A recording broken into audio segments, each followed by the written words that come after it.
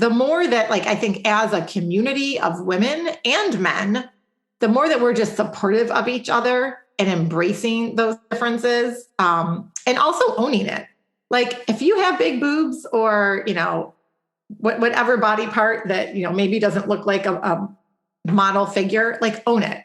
Be comfortable, be confident, and own it, and don't try to be someone else. Hello, and welcome to the Art of Living Well podcast. I'm Stephanie May Potter, and I'm here with my co-host, Marnie.Marmet. We created the Art of Living Well podcast to empower you to live your happiest, healthiest, and most authentic life.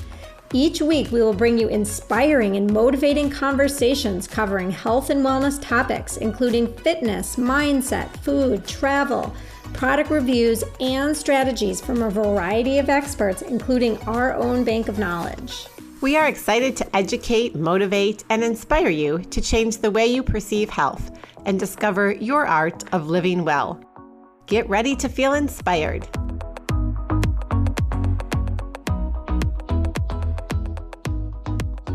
Hello, welcome to episode 142 of the Art of Living Well podcast. And today, Stephanie and I are here, and we want to talk about body image. It's a topic that's been on our minds for a long time, and we've been wanting to do an episode on this topic. But before we dive into that, it would be really fun to just catch up with you, Stephanie. I would love to hear what's been going on in your life. We haven't done a catch up in a while. But first, a quick word from our sponsor, Shield Your Body. Shield Your Body is a company that makes products to shield your body against electromagnetic frequency, or EMF radiation, from modern technology. Did you know that all modern technology is a source of EMF radiation? Cell phones, laptops, Wi-Fi, even your refrigerator is a source of EMF radiation. And each year, we are exposed to more and more EMFs. There are literally thousands of high-quality, peer-reviewed scientific studies demonstrating clear links between exposure to EMF radiation and a wide range of negative health effects, from anxiety and infertility to sleep disruption and cancer. Fortunately, there are easy ways that you can reduce your EMF exposure right now that cost you absolutely nothing. After reading the Shield Your Body guide, I stopped using my AirPods, something I used daily for hours sometimes, and have switched back to the old school wired headphones.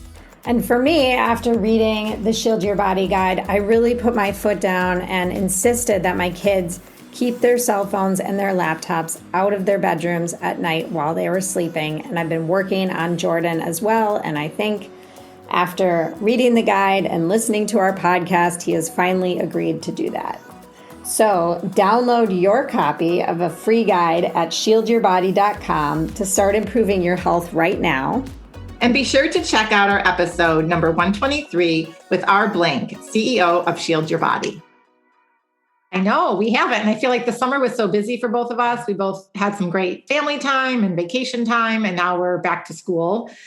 I guess it was a great summer.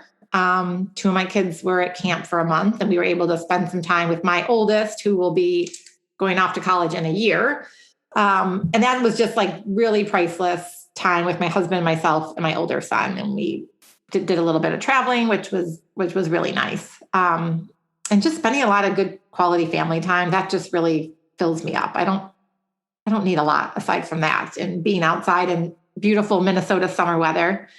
And then kids are off to school, which has been great. And we're, in that college prep phase for my oldest, who's a senior in high school. And I know you have been through this a couple times now, and it's fun and exciting, and a little bit, can feel a little overwhelming and stressful at times too, but just trying to take it all in stride. So yeah, that's about it here. Well, it sounds like you had a really nice summer though, with lots of family time. It was great. And so what about you? We also had a pretty nice summer. It was a little strange because we had a pretty significant amount of time without our three kids. They were all away doing various things. And so the beginning of the summer was crazy with Sage graduating high school and grad parties and all of that. And then, everything just kind of stopped. And then things were pretty quiet. Jordan and I did some traveling. I got to spend a ton of time in nature, which was really nice. And then when the kids came home, I think we had like 3 days where all 5 of us were together, which I just cherish now, because you'll see as your kids get older, it gets harder to find that time where we're all together. And I do love that time. And then Sage went off to college, which was like really the culmination of the entire summer. So getting her off to college was actually much easier the second time, I have to say, in terms of like logistics and knowing what to do and not feeling stressed about it. But in terms of my heart, that's a whole other story. Like definitely, I could cry right now. Like I feel like a limb is missing having her gone. I'm kind of used to Zach being away now. You do get used to it, but like, she's my bestie. And so I miss her a lot, but she is loving school so far. So it's all good. Which is great. And her and Zach are together at the same school for 1 year. So that's really comforting to me. And I love when they send me pictures together. It just like warms my heart when they're together. Yeah. Oh God. Well, I'll be there in a year. I'm getting sad now just thinking of it. So I can't imagine how you're feeling. It's like I'm starting to now. And Gabby got her driver's license this summer too. So like my life has changed dramatically. And I'm starting to think about that. Like, okay, what is my life going to be like over the next few years as I start to move towards that empty nest? And like, it's really a different phase, and it's a little bit scary and a little bit exciting. And yeah. And as parents, when you have young kids or like junior high kids or high school kids, and you're really busy with your activities and you feel like you have no free time for yourself, just remember that in just a couple of years, like you said, once they're out of the house or they have their driver's license, then what? Then you have so much time. So cherish those moments. Exactly. And I'm like, oh my gosh, I mean, not anytime soon, but like the next stage when those babies come back, I'm really going to be like a grandma,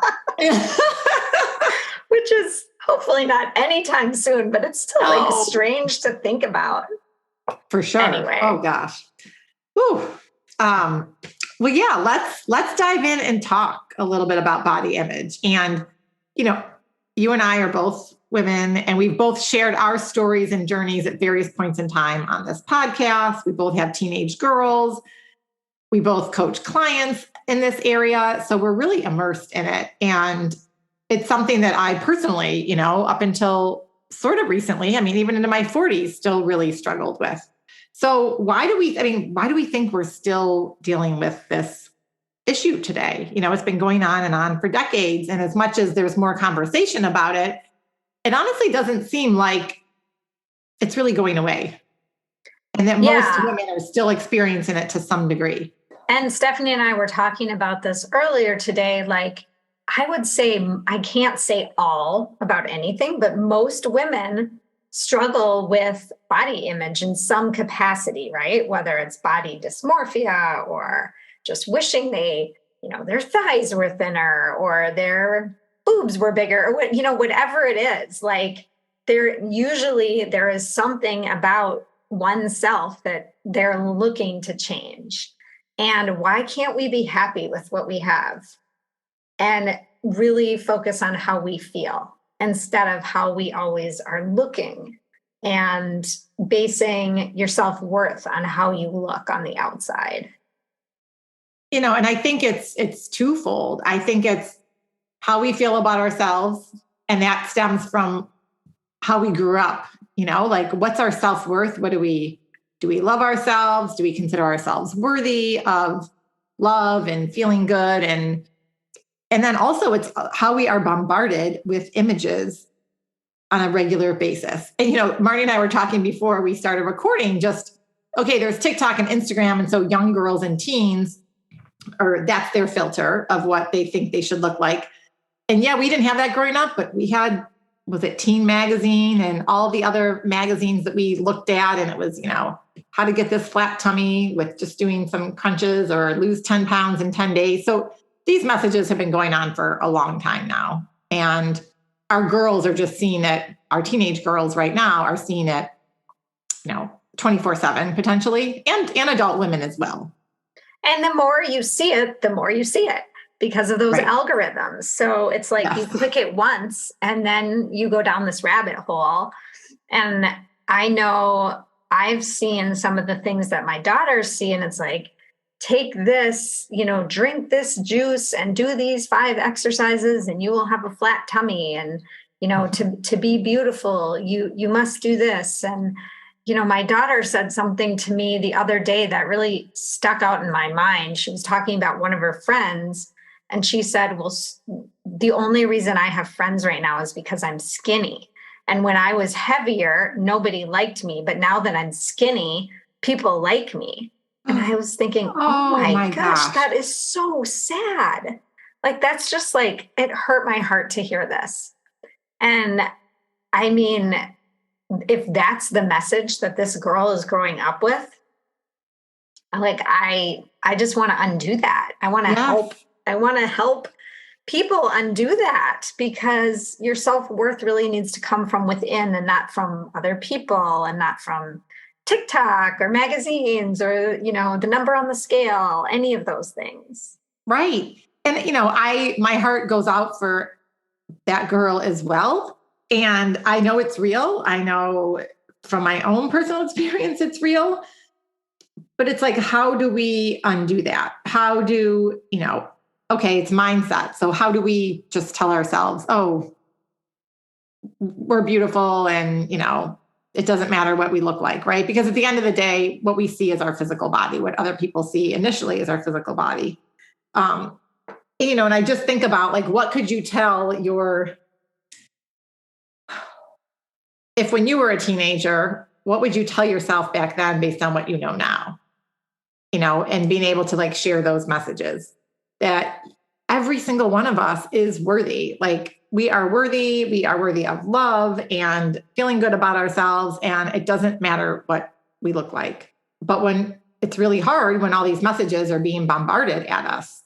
And that's not to say that we don't want to look good, right? Because, like, I still want to look good, but I want to feel good inside. I want to feel genuine about looking good. I want to feel strong.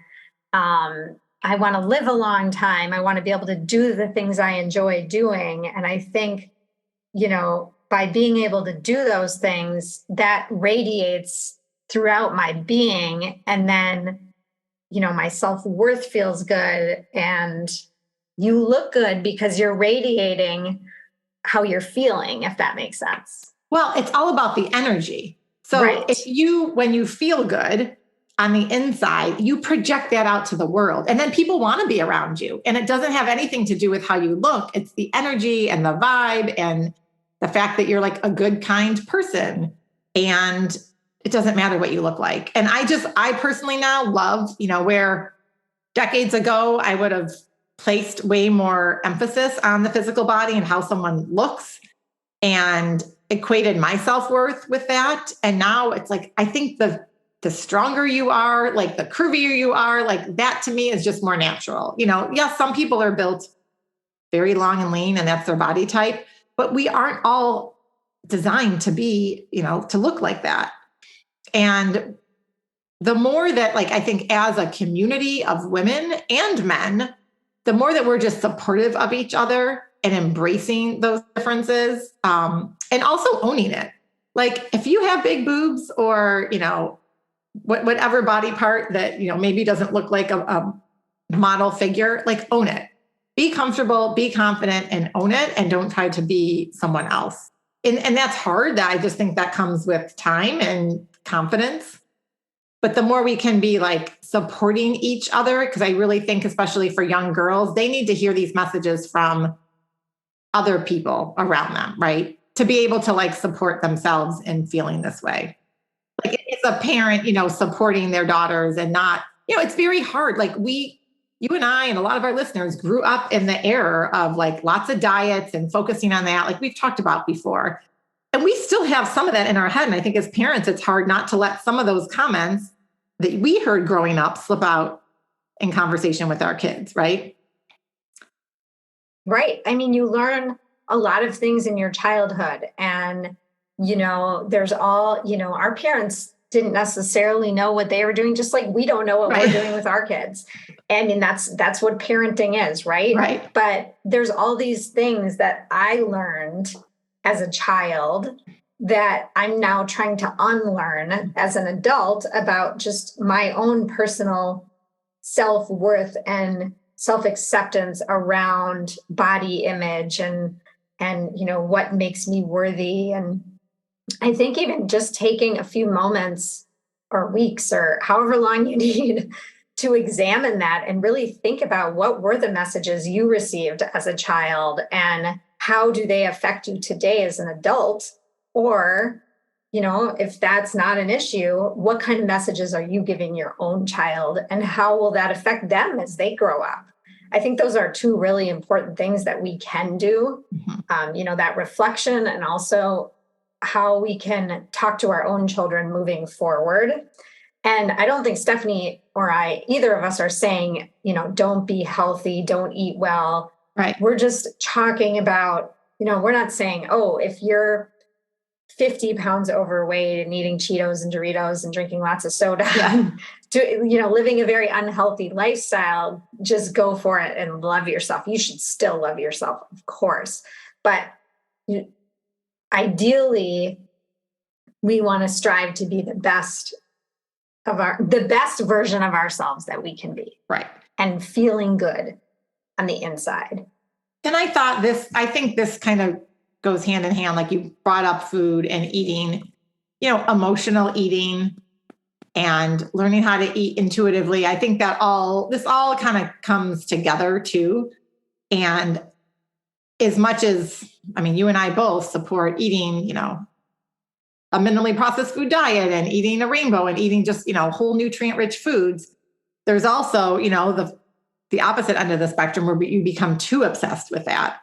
And you, again, are equating your self-worth with how you eat. And if you don't eat perfectly, then you're not worthy. And that's not a good place to be in either. It's like either end of the spectrum, numbing out with Doritos and ice cream every night, but then also being so obsessed with how you eat. Neither one is a good place because you're actually not feeling good and loving yourself and having, positive self-worth. And your body does know what you need. Mm-hmm. It's just a matter of learning how to tune in. Right. And that does take time. I personally think journaling is a great way to learn how to tune in. Yes. Because you can really take notes on how you're feeling inside. Mm-hmm. And if you want to tie that to certain foods that make you feel, that you feel awesome when you're eating, and certain foods that maybe you don't feel so awesome when you're eating. Or even like Stephanie said, why are you eating? Are you numbing out to ice cream every night? Or are you mindfully having a bowl of ice cream, one evening because you want to enjoy a bowl of ice cream? Right. And not beating yourself up the next day over it either. Yes. And, and sometimes we all have bad days where we're stressed and we are emotional. And I do it still myself from time to time where I am emotionally eating. And what I have been able to make these shifts is I acknowledge it in the moment. So I just say, you know what? I am stressed about this, or, maybe I had a conversation with someone that, caused me a bit of anxiety, whatever it is. And I will sit there and say, okay, I'm going to eat this. And yeah, am I hungry? Maybe not. But I'm going to eat this and enjoy it for what it is in the moment. And it's because I am emotional about whatever subject it is. And then you move on and it's not a repetitive cycle. It's not beating yourself up the next hour or next day, whatever it is, because we're not perfect and these things are still going to happen. It's like acknowledging, and the awareness is huge. And we're not striving for perfection. No. Oh God. We're striving for, looking good because you feel good. Right. Right. And how do you want to feel? And what's like your vision for your life? Like you said earlier, Marnie, I want to live a long time. Like I literally want to live to 100. I talked about it with my kids, and I want to be active at 100. I don't want to be like in a bed, a vegetable at 100. I can't control everything, but I'm going to do what I can to help me continue to feel good for a long, long time. And I want to be skiing and hiking when I'm 80. Yes. Absolutely. Because I always hear people like they say, oh, I can't ski anymore. Well, why not? Like, I want to ski. I mean, I think you and I are both here just in general on this podcast to say, challenge the status quo. If someone tells you can't ski when you're 80, Marnie, you're going to be skiing when you're 80, right? So I just encourage everyone out there to find some lofty goal just because someone told you couldn't do something, or, you're at menopause now, so I can't, eat what I want or work out a certain way, or this is just how life is. No, those symptoms are not always normal. They don't have to last forever. And just because someone told you, it could even be your doctor, that you can't do a certain something doesn't mean that you can't succeed with whatever it is. So. Absolutely. And I would say the biggest thing is we need to support each other, right? We need to create this environment where we're not bashing each other, pointing out other people's flaws, a group of girls saying, oh, look at her. We need to lift each other up. Yeah. And I think for the moms out there, pay attention to how you talk about yourself, pay attention to how you talk about others in front of your children, girls and boys, because they pick up on it. And even just one comment about like, oh, well, my stomach hasn't been the same since I had kids, or whatever it is. Like, just try not to say that. If you say it to yourself, that's one thing, hopefully not. But we're continuing that body image, and negative self-talk when we open up and say it in front of our kids, which I know is hard. It's easier said than done, right? Yeah, I think I've said that stomach comment that you just mentioned. Yeah. Many, many times. I know many people have. And the other thing is when we're so focused on like, oh, our stomach or losing 5 pounds or whatever it is, like, ask yourself, is it true? Would I really be happier? Would losing 5 pounds bring me joy? Would it change how I feel on the inside about myself as a human being? Or when I get to 5 pounds, am I just going to want to lose 5 more pounds and it's never going to be enough? Because there's always going to be someone that weighs less than you. So spend your energy not so much on the number on the scale or even the size clothing you wear, but how you feel every single day. Or comparing yourself to someone else. Right. Because we can expend a lot of wasted energy on these things and not actually do anything to help us feel good. So food for thought. Yes. I mean, we would love to hear from you guys, because I know this is still a really prevalent issue, not only with teens, and young adults, but with women in their 40s and 50s, because I've been talking to people and I know this is still a real issue. And we want to hear from you. Like, what do you feel about this? Any tips or strategies that you use? Where could you use support? Where could Marnie and I help you to support you in this area of your life? Because we do really believe it can have a ripple effect on your entire life. And just, again, getting back to that, like feeling at peace and feeling joyful.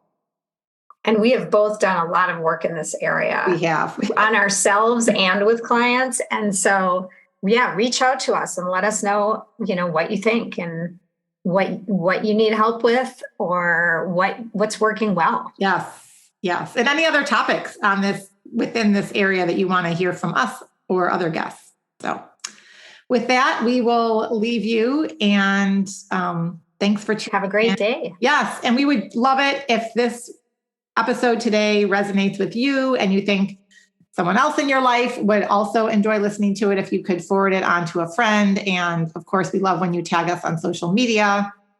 And yeah, just have a great day. Thank you so much for listening to the Art of Living Well podcast. We are so grateful that you joined us today. If you enjoyed this episode, please share it with a friend or anyone else you think may benefit from this information.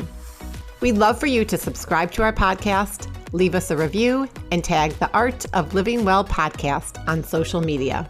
If you want more inspiration in between episodes, you can find us on social media at theartofliving_well on Instagram and Facebook, where we will share snippets from our daily lives and our journey to living well.